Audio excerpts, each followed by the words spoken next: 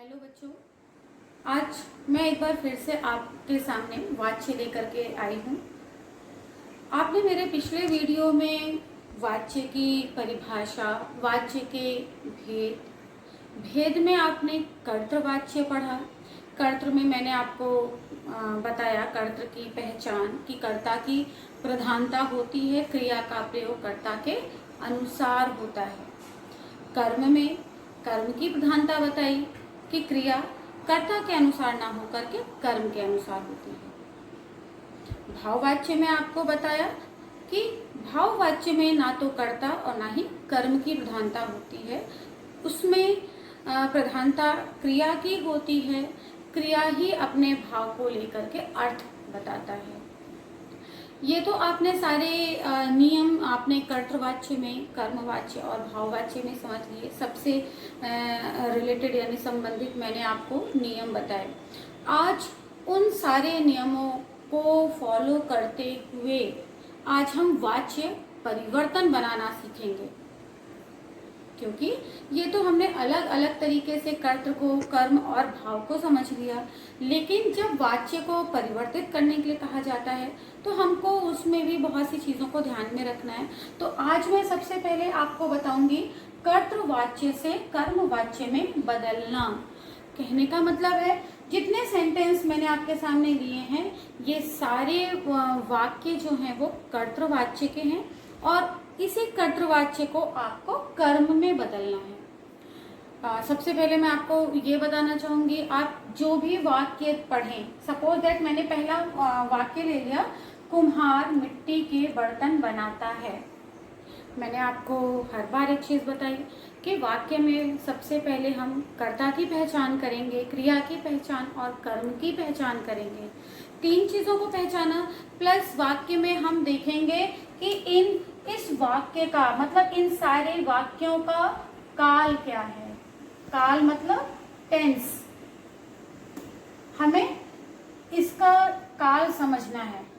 तो हिंदी में आपने तीन ही काल देखे, वर्तमान काल, भूतकाल और भविष्य काल।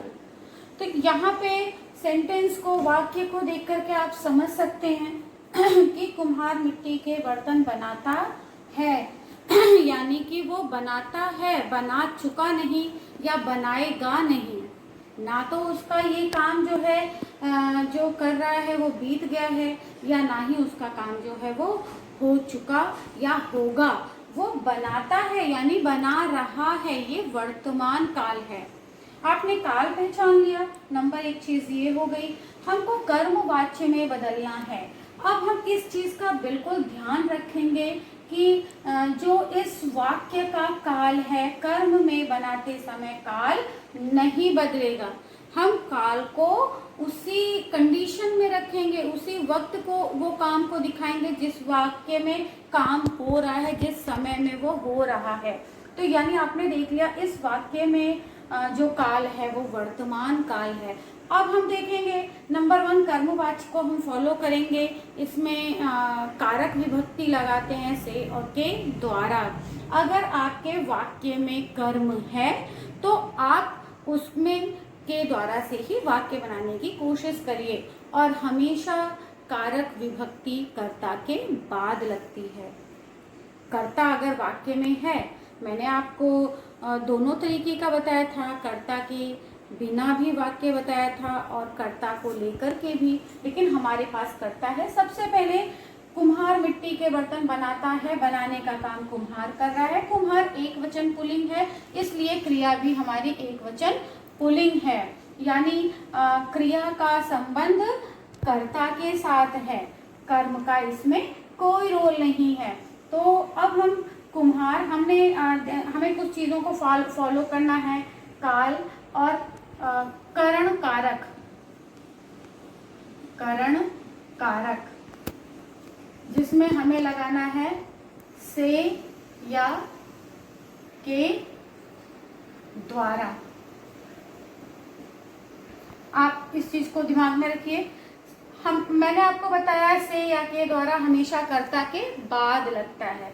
तो हमने पहले लिख लिया कुम्हार, फिर उसके बाद हम लगाएंगे कारक विभक्ति के द्वारा यानी कुम्हार के द्वारा मिट्टी के बर्तन, अब बनाता है नहीं होगा, बनाया जाता है। आपने देखा यहाँ ता है लास्ट में, तो मैंने भी उसको लास्ट में ता ही रखा। दूसरी चीज, हमेशा कर्म वाच्य में वाक्य की क्रिया में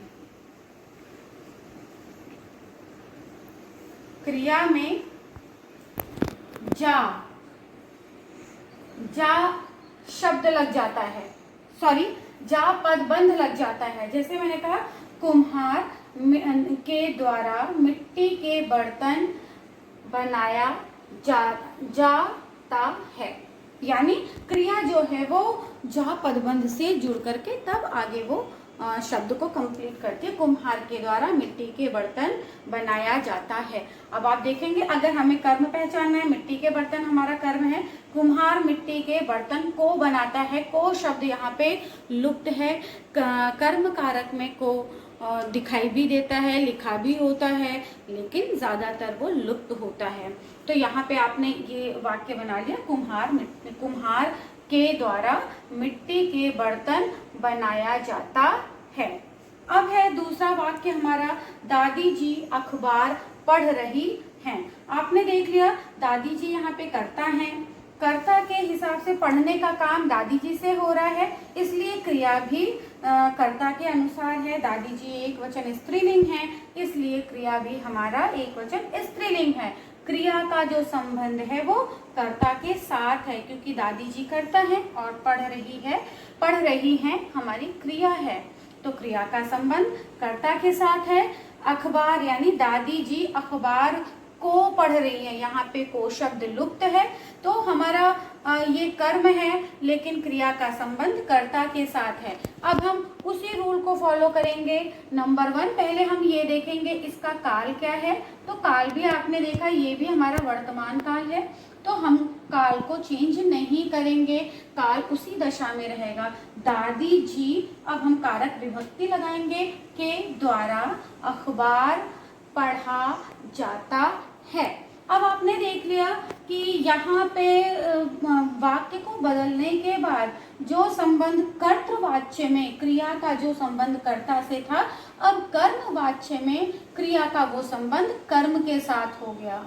क्यों? क्योंकि दादी जी यहाँ स्त्रीलिंग एक वचन है, लेकिन आपने देखा अखबार यानी कर्म जो है यहाँ पे पुल्लिंग हो गया, इसलिए दादी जी द्वारा या दादी जी के द्वारा अखबार पढ़ा जाता है। पढ़ा जाता है शब्द पुल्लिंग है, तो इस वजह से हमारी ये जो क्रिया है कर्मवाच्य में बदलने पे कर्म से कोरिलेट हो गई, कर्म से उसका संबंध हो गया, तो कर्म के संबंध से होते ही क्रिया भी कर्म के अकॉर्डिंग पुल्लिंग में चेंज हो गई। भले ही हमारे पास जो कर्ता है वो स्त्रीलिंग शब्द है, तो क्या हुआ, लेकिन कर्म के साथ जब संबंध होता है तो हम कर्म का देखते हैं कि कर्म का लिंग और वचन क्या है, तो अखबार यहाँ पे पुल्लिंग शब्द हो गया। दादी जी के द्वारा अखबार पढ़ा जा रहा है, काल यहाँ पे नहीं बदलेगा। हम तीसरे वाक्य में आते हैं, क्या मोनिका जयपुर जाएगी। अब सबसे पहले हमें क्या से मतलब नहीं है, क्योंकि ये क्वेश्चन वर्ड है, प्रश्नवाचक शब्द है। मोनिका एक स्त्रीलिंग शब्द है और एक वचन है। जयपुर शहर का नाम है। जाएगी, अब हम देखेंगे कि जयपुर क्या हमारा कर्म है, क्या मोनिका जयपुर को जाएगी। यहाँ पे हमने देखा को शब्द हम लगा सकते हैं, यानी ये जयपुर हमारा कर्म है। अब यहाँ हम काल देखेंगे, जाएगी, गा गे गी। आपने ये शब्द सुना होगा कि जब कोई भी काम होने वाला होता है, मीन्स वो होगा, वो हमारा फ्यूचर होता है, हमारा भविष्य होता है। यानी अभी मोनिका जयपुर नहीं गई है, मोनिका जयपुर जाएगी। ये एक क्वेश्चन है कि क्या मोनिका जयपुर जाएगी। तो अब हमें बस ध्यान में रखना है, हम कर्मवाच्य में बदलते समय क्या का हमें कोई मतलब नहीं है, क्या शब्द को एज इट इज हम लिख देंगे, क्या मोनिका, अब के द्वारा जयपुर। अब यहाँ पे हमें जा पदबंध लगाना है, जाया, जाएगा, देखा आपने, मैंने यहाँ पे काल नहीं बदला, काल भविष्य में था तो भविष्य काल में ही रहा। तो क्या मोनिका के द्वारा जयपुर जाया जाएगा? एज इट इज वाक्य को उतार दिया गया थोड़े बहुत चेंजेस के साथ, थोड़े बहुत परिवर्तन के साथ। बस हमें उसके नियम अगर हमें आते हैं तो हमें वाक्य को बदलना बिल्कुल भी मुश्किल नहीं होगा। एकदम हमें वो नियम को खाली याद रखना है। नियम आपका है, आपको काल किसी भी दशा में नहीं बदलना है। काल हमेशा परिवर्तित आप कर दें, लेकिन उसी उसमें रहना चाहिए जिस काल में आपका वाक्य है। कभी कभी बच्चे बनाने के फ्लो में क्या करते हैं, काल को इग्नोर कर देते हैं, तो इससे क्या होता है, वाक्य करेक्ट होने के बाद भी काल गलत होने की वजह से वो नंबर उनके कट हो जाते हैं। तो प्लीज आप लोग इस बात का ध्यान जरूर रखेंगे कि काल को आपको नहीं बदलना है। काल हर दशा में वही रहेगी जिस दशा में वाक्य में पूछा गया है। अब हमारा नेक्स्ट क्वेश्चन है, सेंटेंस है, बिल्ली ने चूहा पकड़ा। अब आप देखेंगे पकड़ने का काम बिल्ली कर रही है, इसलिए क्रिया का संबंध कर्ता के साथ है। चूंकि कर्तृवाच्य के वाक्य है तो अंडरस्टूड है कि क्रिया का संबंध कर्ता के साथ होगा, लेकिन हमें बदलना है कर्म में। तो इसलिए अब हम देखेंगे चूहा हमारा यहाँ पे क्या है, बिल्ली ने चूहे को पकड़ा, है ना, यहाँ पे को शब्द लुप्त है, इसलिए चूहा हमारा कर्म है। अब हम उसी रूल को फॉलो करेंगे। पकड़ा, पकड़ा शब्द में हम देखेंगे इसमें काल क्या है, यानी कि चूहे ने बिल्ली को बिल्ली ने चूहे को पकड़ लिया। ऐसा नहीं कि वो पकड़ रही है, यानी कि यहाँ पे हमारा जो काल है वो भूतकाल है, पास्ट टेंस जिसको कहते हैं। तो हम किसी नियम को फॉलो करेंगे, भूतकाल में ही वाक्य हमारा रहेगा, बिल्ली के द्वारा चूहे को पकड़ा गया।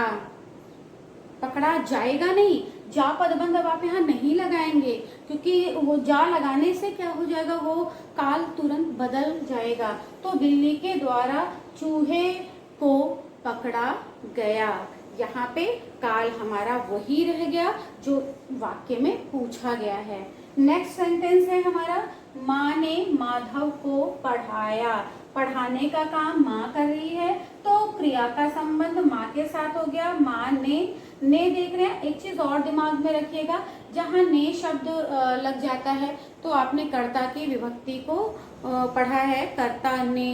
तो ने शब्द लगने के बाद भी अगर आपको कभी कभी दिक्कत हो तो ने जहाँ भी विभक्ति लग जाए आप समझ जाइए वो कर्ता शब्द के साथ ही लगेगा। तो माँ ने माधव को पढ़ाया, आप देख रहे हैं माधव को, यानी कि हमें पता है हमारा कर्म माधव है, क्रिया पढ़ाया और कर्ता हमारा है माँ ने। तो अब हम इसको सेम चीज पढ़ाया, पढ़ाया यानी कि माँ पढ़ा नहीं रही है, ना ही माँ पढ़ाएगी, माँ पढ़ा चुकी, यानी ये बीता हुआ वक्त है। तो यहाँ पे होगा माँ ने माधव को पढ़ाया, तो हम इसको उसी नियम के अकॉर्डिंग फॉलो करेंगे। माँ के द्वारा माधव को पढ़ाया गया। तो आपने देख लिया, मैंने कहीं भी काल को नहीं बदला, बहुत सिंपल है। ये तो मैंने एक तरीका आपको बताया कि कर्ता से अगर आप स्टार्ट करते हैं, अगर आप यही चीज को कर्म को स्टार्टिंग में रखते हैं, हमारा रूल क्या होता है, एक तो हम बदलते समय या तो कर्ता से स्टार्ट करते हैं या हम कर्म से भी स्टार्ट करते हैं। अगर मैं कर्म की बात करूं कि आपको इस वाक्य को बदलने में कर्ता से स्टार्ट ना करके कर्म से बदलना है, तो आप कुम्हार मिट्टी के बर्तन बनाता है तो आप पहले कर्म लिख दीजिए, मिट्टी के बर्तन कुम्हार के द्वारा बनाया जाता है। एज इट इज, जो जैसे आपने लिखा बस आपने कर्म को स्टार्टिंग में लिख दिया। हम दोनों तरीके से सेंटेंस को बनाते हैं। दूसरा है, दादी जी अखबार पढ़ रही हैं, अखबार दादी जी के द्वारा पढ़ा जा रहा है। तीसरा है, क्या मोनिका जयपुर जाएगी, फिर यहाँ पे आप लिख देंगे क्या जयपुर मोनिका के द्वारा या मोनिका से जाया जाएगा। फिर नेक्स्ट है, बिल्ली ने चूहा पकड़ा, चूहा बिल्ली के द्वारा पकड़ा गया। फिर है, माँ ने माधव को पढ़ाया, माधव को माँ के द्वारा पढ़ाया गया। मैंने आपको वाक्य को दो तरीके से बताया, जब आप वाक्य को बदलने में कर्ता से स्टार्ट करते हैं, तो कर्ता, कर्ता के बाद विभक्ति चिन्ह से या के द्वारा, उसके बाद कर्म और उसके बाद क्रिया। क्रिया का काल वही रहता है। सेम चीज को आपने फॉलो किया। अगर कर्म से, तो सबसे पहले हम कर्म लिखते हैं, कर्म के बाद कर्ता, कर्ता के बाद कारक विभक्ति। ये चीज अपने दिमाग में सेट रखिएगा कि कारक विभक्ति हमेशा कर्ता के बाद ही लगेगी, नहीं तो सेंटेंस गड़बड़ हो जाएगा। तो दूसरा नियम हमारा हो जाएगा, पहले हम कर्म लिखेंगे, कर्म के बाद कर्ता, कर्ता के बाद कारक विभक्ति, देन क्रिया। इससे हमारा वाक्य करेक्ट हो जाता है। अब मैं आपको और सेंटेंस भी इसमें बता रही हूँ, आप उन सेंटेंसेस को देखिए। अब बाकी के वाक्य में हम देखेंगे, हमारा वाक्य है छात्र निबंध लिख रहे हैं। नंबर 1 हम जो इसमें देखेंगे कि इस वाक्य का काल क्या है। आप देख रहे हैं लिख रहे हैं, यानी कि ये काम जो है वो वर्तमान काल में हो रहा है, यानी प्रेजेंट टेंस में, प्रेजेंट में हो रहा है। छात्र निबंध लिख रहे हैं, लिख रहे हैं जो क्रिया है, लिखने वाले कौन है? छात्र। छात्र यहाँ लिखा हुआ है एक वचन में, लेकिन क्रिया को देख के हम समझ सकते हैं कि ये छात्र जो है वो बहुवचन शब्द है, तो क्रिया भी हमारी बहुवचन शब्द है। अब हम इसको ऐसे भी बोल सकते हैं कि छात्र निबंध को लिख रहे हैं, यानी को यानी कर्म कारक की विभक्ति यहाँ पे लुप्त है, गायब है, छुपी हुई है, और प्रत्यक्ष रूप से हम उसको समझ रहे हैं। तो यहाँ पे जब हम बदलेंगे नंबर, सेम चीजों को फॉलो करेंगे कि छात्र के द्वारा निबंध लिखा, और क्रिया में जा का पदबंध लगा देंगे, लिखा जा रहा है। देखा, मैंने बदलते समय भी काल को ध्यान में रखा, काल को मैंने चेंज नहीं किया। तो इस बात को मैं बार बार आपके सामने बोलना चाहूंगी कि कभी भी काल को आप नहीं बदलेंगे। तो पहला नंबर जो मैंने आपको बताया, अगर हम कर्ता से स्टार्ट करते हैं, छात्र के द्वारा निबंध लिखा जा रहा है, जब हमने कर्ता से स्टार्ट किया। अगर इसी वाक्य को हम कर्म से स्टार्ट करते हैं, तो निबंध एज इट इज हमको ध्यान में रखना है, कर्ता के बाद ही हमें विभक्ति चिन्ह लगानी है। निबंध छात्रों के द्वारा लिखा जा रहा है, कहीं कोई भी दिक्कत नहीं है। एक वाक्य हम कर्ता से स्टार्ट करते हैं, उसी वाक्य को हम कर्म से भी स्टार्ट करके लिख सकते हैं। दूसरा वाक्य है हमारा, गायिका ने मधुर गीत गाए। अब हम इस वाक्य में काल देखेंगे कि गायिका मधुर गीत गा नहीं रही है, ना ही गाएगी, वो गा चुकी, यानी वो उसका जो गाने का काम है वो हो चुका, वो बीत चुका, बीते वक्त की बात है। इसमें गायिका ने मधुर गीत गाए, वाक्य आपका भूतकाल है। ये क्रिया जो है वो बीत चुकी है, हो चुकी है। गायिका, चूंकि गाने का काम गायिका से हो रहा है, तो गायिका करता है, मधुर गीत को गाए, है ना, तो गीत जो है हमारा कर्म है। अब हम इसको बदलेंगे। आप सब अब तक सोच भी चुके होंगे कि इस वाक्य को आप कैसे बदल सकते हैं। बिल्कुल आपने करेक्ट सोचा, जो सोचा कि गायिका के द्वारा मधुर गीत गाए गए या गाए जा चुके, ऐसे भी हम बोल सकते हैं। ये तो कर्ता से स्टार्ट हो गया। दूसरा, हम कर्म से अगर स्टार्ट करना चाहें तो मधुर गीत गायिका के द्वारा गाए गए या गाए जा चुके। तो हम कर्ता से स्टार्ट करके नियम को देख सकते हैं और कर्म से स्टार्ट करके उस नियम को फॉलो कर सकते हैं। कठिन कहीं कुछ भी नहीं है, बस विभक्ति चिन्ह हमारी कर्ता के बाद ही लगेगी। भले ही आपने वाक्य को बदलते समय कर्म से स्टार्ट किया, विभक्ति हमको कर्ता के बाद ही लगानी है। अगला हमारा वाक्य है, किसान दिन रात श्रम करके फसल उगाता है। श्रम यानी मेहनत यानी परिश्रम, कि किसान उगाता है, ये आपका जो काल है वो वर्तमान में हो रहा है।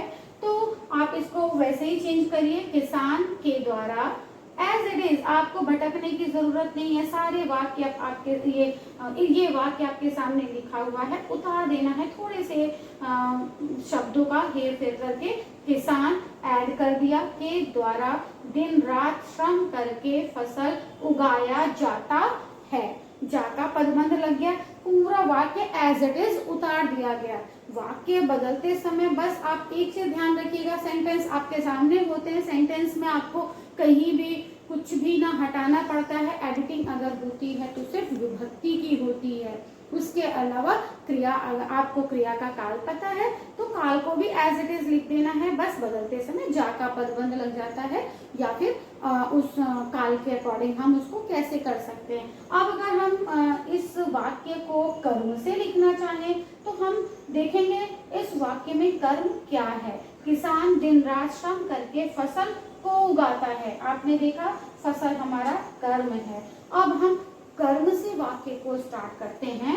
फसल, देखिए यहाँ पे ये आप इसको ऐसे स्टार्ट कर सकते हैं, दिन रात श्रम करके फसल किसान के द्वारा उगाया जाता है, क्योंकि इसमें आपके कुछ शब्द ऐसे हैं जिनको आपको पहले लिखना पड़ेगा, तब जाके आप कर्म लिखेंगे। दिन रात श्रम करके फसल किसान के द्वारा उगाया जाता है। ये तो आपने देखा कर्तवाच्य के वाक्यों को हम कर्मवाच्य में कैसे बदलते हैं। ये चीज मैंने आपको इतने सारे सेंटेंसेस बताए, आपको अपने पिछले वीडियोस में भी सेंटेंस बताए। उम्मीद है आपको ये बहुत अच्छी तरीके से समझ आ गया होगा। बस हमको नियम को अपने दिमाग में रखना है, नियम से हमें भटकना नहीं है, क्योंकि कुछ भी चीज़ कठिन नहीं होती है। हम कोई भी काम अगर रूल्स के अकॉर्डिंग करते हैं तो गलतियां नहीं होती हैं। हम इसलिए सारे नियम आपके सामने हैं। नियम आपका पहला कि काल आपको नहीं बदलना है। फिर दूसरा नियम कर्म है, तो कर्म की विभक्ति आप कर्म में बदलने के लिए कर्ता के बाद आप कारक विभक्ति लगा देंगे और वाक्य को एज इट इज उतार देंगे। नंबर 1 कर्ता से स्टार्ट करते हैं, तो कर्ता, कर्ता के बाद विभक्ति चिन्ह, विभक्ति के बाद कर्म और कर्म के बाद क्रिया। ये हमारा स्टेप होता है वाक्य को बदलने का। अगर हम वाक्य को कर्म से स्टार्ट करना चाहते हैं तो नंबर 1 कर्म, कर्म के बाद कर्ता, कर्ता के बाद कारक विभक्ति से या के द्वारा, देन क्रिया। क्रिया हिंदी में हमेशा वाक्य के अंत में ही आता है। तो अब इस उम्मीद के साथ मैं अपने बात को यही खत्म करती हूँ कि आपने कर्तृवाच्य से कर्मवाच्य में बदलना सीख लिया होगा। तो मैं आपको अपने अगले वीडियो में वाच्य परिवर्तन को फिर से लेके आऊंगी। तब तक के लिए धन्यवाद।